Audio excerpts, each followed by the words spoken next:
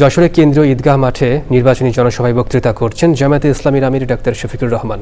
দর্শক, আমরা সরাসরি চলে যাচ্ছি সেখানে। এবং একই মাঠে দ্বিতীয়বার আমাদের আগমন।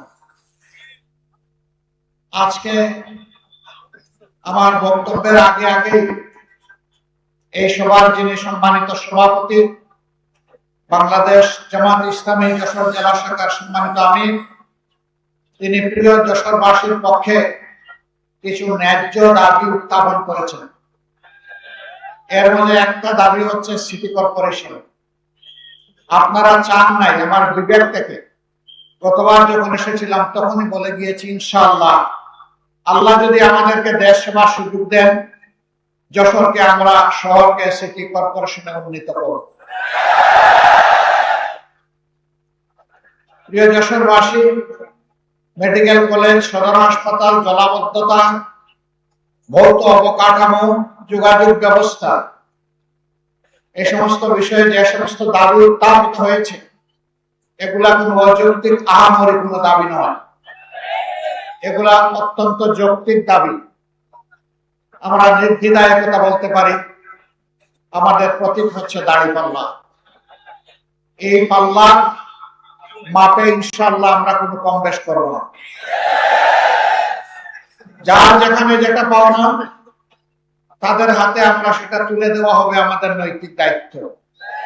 যদি আল্লাহ তাআলা তার আসমানি ফয়সালার মাধ্যমে এই জমিনের মানুষদের খেদমত করার সুযোগ আমাদেরকে দান করেন, সে সুযোগটা আসবে জনগণের হাত দিয়ে। উসিলাটা হচ্ছে জনগণের হাত 12 তারিখ। আপনারা ইতিমধ্যে লক্ষ্য করেছেন, দুটি ভোট সামনে রেখে 12 তারিখ আমাদের খুব কাছাকাছি চলে আসছে। একটি ভোট হচ্ছে গণভোট।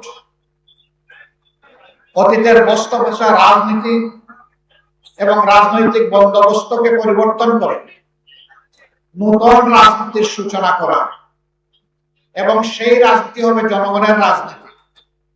এই রাজনীতি কোন পরিবার বা কোন দলের রাজনীতি হবে না, একেবারে খাঁটিভাবে হবে জনগণের রাজনীতি। এই জন্য আমরা যেখানে গিয়ে বলতে পারছেন না, কারণ 18 কোটি মানুষ গণভোটের হায়ের পক্ষে।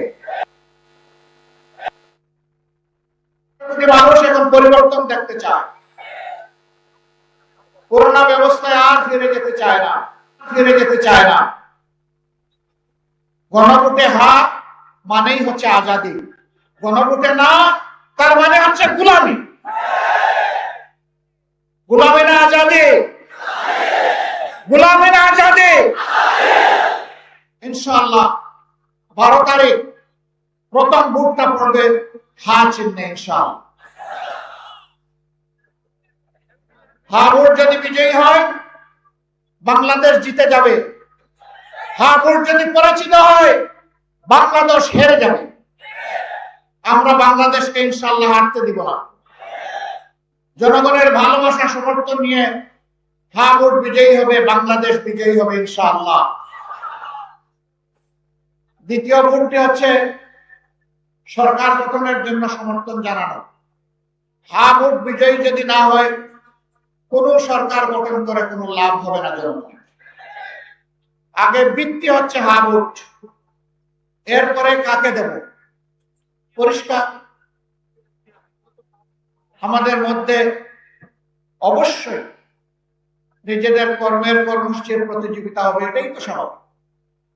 নিজেদের যুক্তি আদর্শ নিয়ে জনগণের কাছে যাব, এটাই স্বাভাবিক।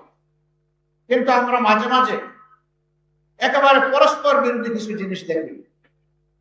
একদিকে আমাদের একটি বন্ধু সংগঠন, তারা বলছেন জনগণকে ফ্যামিলি কার্ড দিবেন এবং সেইটা দিবেন মহিলাদের হাতে। আবার আরেকদিকে এই মহিলারা যখন কোনো একটা দলের পক্ষে, আদর্শের পক্ষে, নতুন বাংলাদেশের পক্ষে, হা ভোটের পক্ষে ভোট চাওয়ার জন্য বের হচ্ছেন, একদিকে ফ্যামিলি কার্ড, আরেকদিকে মা বোনদের গায়ে হাত। দুইটা তো একসাথে চলে না। এ দিয়ে কি বার্তা দেওয়া হচ্ছে জাতিকে? বার্তা দেওয়া হচ্ছে আগামীতে এমন কোন দল যদি ক্ষমতায় আসে যারা এখনই গায়ে হাত দেয়, তাদের কাছে বাংলাদেশের একজন মা বোন নিরাপদ হবেন না।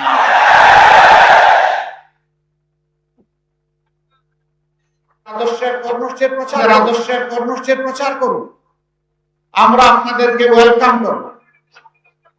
কিন্তু আমাদের আদর্শ কর্মসূচির প্রচারে আপনারা বাধা দেওয়ার কে? আপনি বাধা দিতে পারেন না।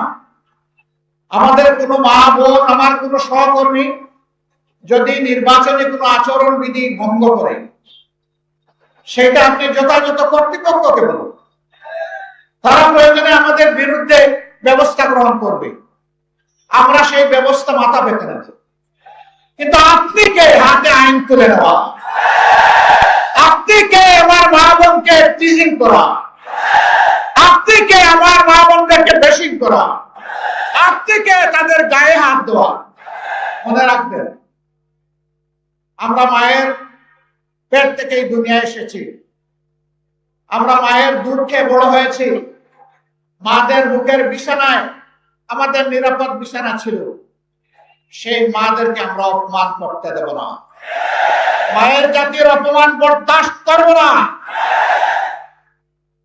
আর যদি এই ধরনের কোনো আচরণ করা হয়, আমি জাগ্রত পরিবর্তনকামী যুব সমাজ সহ সকলের প্রতি আহ্বান জানাবো, যেখানে এটা করা হবে সেখানেই প্রতিরোধ করে তুলবে।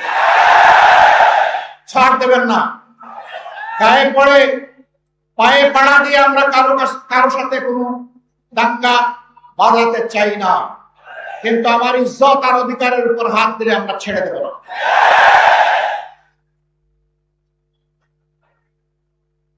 প্রিয় দেশবাসী, যশোরে ওই কাণ্ড ঘটেছে, আমি এসে শুনতে পেরেছি। আমি যশোর প্রশাসন এবং নির্বাচন কমিশনকে অনুরোধ করব, আপনাদের নৈতিক দায়িত্ব আপনারা পালন করুন। এরকম আচরণ আমরাও করলে আমাদের ব্যাপারে ব্যবস্থা গ্রহণ করুন। আমরা কারো কোনো আনুকূল্য চাই না, কিন্তু রাষ্ট্রের নিয়োজিত কর্মকর্তা কর্মচারী যারা আছেন তারা জনগণের হয়ে দায়িত্ব পালন করবেন, কোন দলের হয়ে নয়। কারোর প্রতি কোনো দুর্বলতা দেখানো যাবে না। দেশ আপনার আমার সকলের। এই দেশটি ভালো থাকলে আপনি, আপনার পরিবার, আত্মীয় স্বজন, বন্ধু বান্ধব সবাই মিলেই ভালো থাকবেন। আর এই দেশটি যদি খারাপ হয়ে যায়, কেউ আমরা শান্তি পাবো না, আপনিও শান্তি পাবেন না। সুতরাং আমরা আহ্বান জানাবো, এই সত্য উপলব্ধি করে অবস্থান নিবেন জনগণের পক্ষে, কোনো দলের পক্ষে নয়। প্রিয় দেশবাসী, আপনারা কেন দাঁড়িপাল্লায় ভোট দিবেন? দাঁড়িপাল্লায় ভোট দিবেন আপনাদের আকাঙ্ক্ষা পূরণের জন্য, জুলাইয়ের শহীদদের প্রতি শ্রদ্ধা দেখানোর জন্য, জুলাইয়ের যোদ্ধাদের সম্মান জানানোর জন্য, তাদের যে অ্যাসপিরেশন বা আকাঙ্ক্ষা ছিল ওটা বাস্তবায়নের জন্য, আমার মায়ের জন্য, বোনের জন্য, মেয়ের জন্য নিরাপদ বাংলাদেশ গড়ে তোলার জন্য, ব্যবসায়ীদেরকে চাঁদার জ্বালা থেকে মুক্তি দেওয়ার জন্য, সিন্ডিকেট এবং চাঁদাবাজের কারণে 18 কোটি মানুষ অস্বাভাবিক দ্রব্যমূল্যের জাতাকলে পিষ্ট, সেই মানুষগুলোকে মুক্তি দেওয়ার জন্য, সমাজে সকলের জন্য সমান এবং ন্যায় বিচার নিশ্চিত করার জন্য। আপনারা বলবেন, এত সুন্দর সুন্দর কথা বললেন, আপনারা ক্ষমতায় গেলে এটা বাস্তবায়ন করবেন, তার কোনো প্রমাণ আছে? আলহামদুলিল্লাহ আছে, আলহামদুলিল্লাহ আছে।